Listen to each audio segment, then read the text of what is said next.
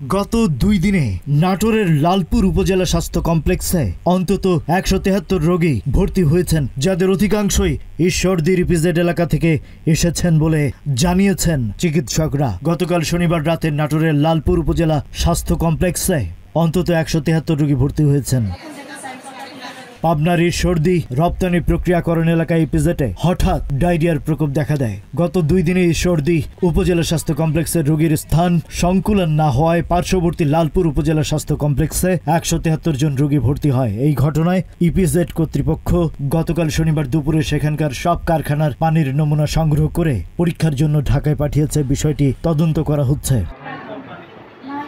লালপুর উপজেলা স্বাস্থ্য কমপ্লেক্স সূত্রে জানা গেছে, গত শনিবার বিকেল থেকে হঠাৎ হাসপাতালে ডায়রিয়ায় আক্রান্ত রোগী আসতে থাকেন। গতকাল শনিবার থেকে আজ রোববার পর্যন্ত ২৪ ঘন্টায় মোট ১৭৩ রোগী ভর্তি হন। লালপুর উপজেলা স্বাস্থ্য পরিবার পরিকল্পনা কর্মকর্তা মঞ্জুরুল আলম বলেন, খুব অল্প সময়ে বিপুল সংখ্যক রোগী হাসপাতালে ভর্তি হওয়ায় আমরা চিকিৎসা দিতে চরম চাপে পড়ে গেছি। তবে সবাই মিলে পরিস্থিতি সামাল দিচ্ছি। শুধু ২ জনকে রাজশাহী মেডিকেলে পাঠানো হয়েছে। ভর্তি রোগীরা সবাই এক জায়গার পানি পান করেছেন, তাই ধারণা করছি পানিবাহিত ব্যাকটেরিয়া থেকে সমস্যা হতে পারে। সব রোগীর পেট ব্যথা ও পাতলা পায়খানার উপসর্গ আছে।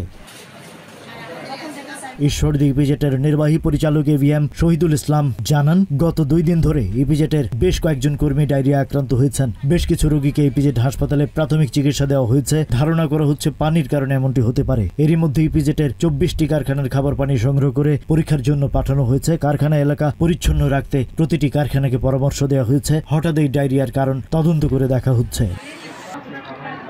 নাটোর প্রতিনিধি জালাল উদ্দিনের পাঠানো তথ্যচিত্রে ডেস্ক রিপোর্ট। পারবে না, এটা তার ইচ্ছা।